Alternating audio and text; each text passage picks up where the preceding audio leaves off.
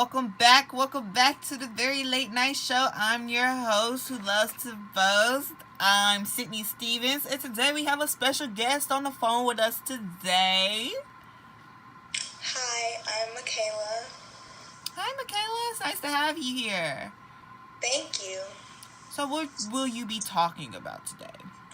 Today we will be going over different cases presented before court systems.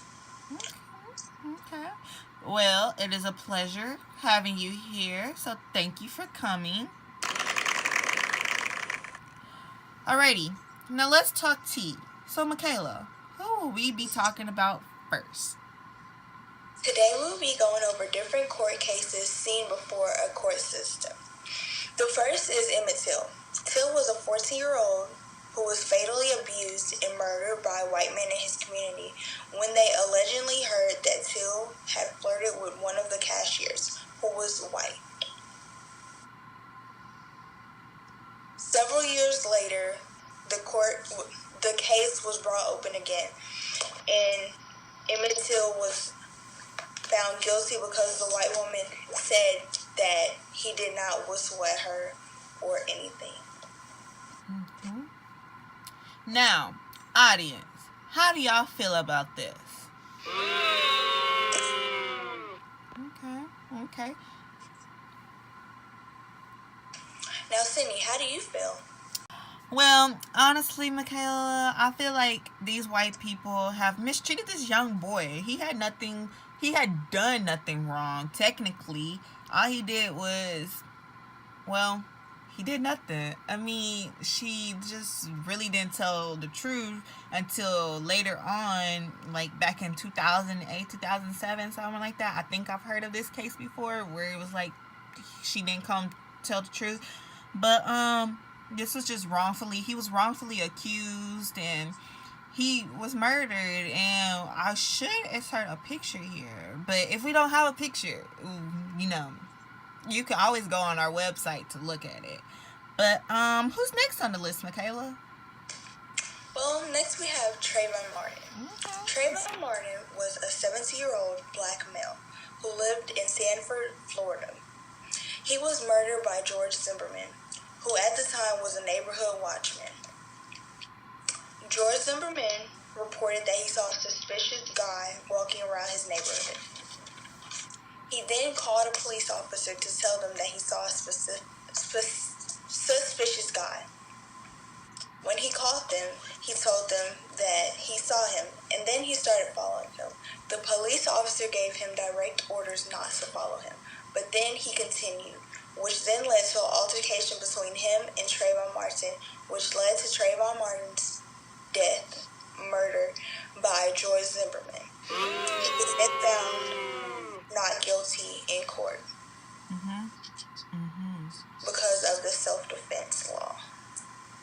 I believe that law is called the Stand Your Ground law, which with the next lady that we're going over had something to do. But Trayvon Martin, he did nothing wrong. All he was doing was walking in the neighborhood. And I just wish he would have listened to the police. But no, people just don't listen nowadays. What a poor life to lose. Who's next, Makayla? Next, we have Marissa Alexander. Marissa Alexander was in an abusive relationship with her ex-husband, which then led to an altercation between the two. Marissa was trying to get away from her ex-husband by going to the garage. She was trying to open the garage door when the garage would not let up. So then, as self-defense, she went in her car and got her gun. Then she shot the ceiling. She did not shoot him. But then, because of the law back then, she still went to jail for 7 years. Years later, she was then found not guilty. So, she recently just got out, right? Correct. Okay. And I think I've heard of her, but I'm just like I feel like the effect on her children's lives and then her husband, like, what do you think was going through the court's heads when they was like, oh, but you still fired a gun. Wasn't like it wasn't. What am I trying to say? Isn't like back then or still is firing guns in Florida illegal? Well, when it comes to self-defense, it was different. But back then, they didn't have the same laws they have now. So that's why she went to jail for 7 years. Instead of now, it would have been actually self-defense. But back then, they didn't take it as self-defense. They took it as basically trying to murder someone. Okay. And what a coincidence that both of these childs, Trayvon Martin and Marissa Alexander, were both in Florida. Who knows? Who they maybe had something to do with each other. Who knows? Let's hope not. But now Makayla, how do you feel about all these cases? Have your views changed? Well, my views have changed over the years. As I've learned more and more about police brutality, it makes me look at people of different colors differently, such as how a white police officer would treat someone if you get pulled over.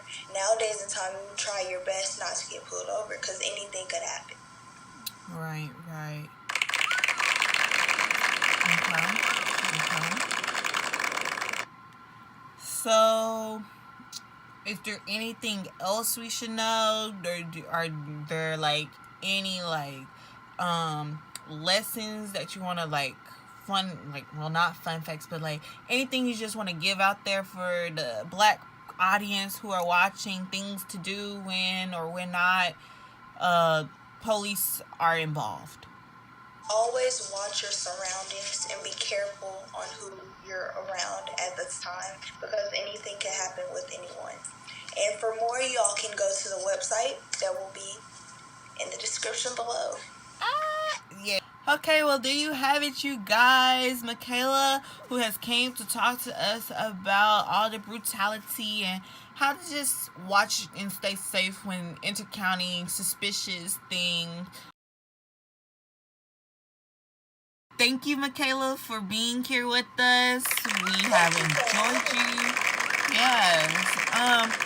Well, until next time, you guys, we'll see you later on the talk show with me, your host, Sydnee.